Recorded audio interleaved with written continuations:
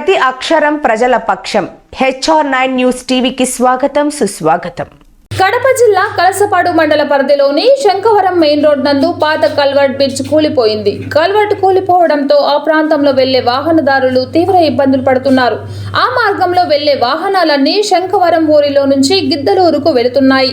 Police అధికారులు ఆ మార్గాన్ని పరిశీలించి రహదారి రాకపోకలను నిలిపివేశారు. ఈ మార్గంలో ఎటువంటి ప్రమాదాలు జరగకుండా హెచ్చరిక బోర్డులను ఏర్పాటు చేశారు.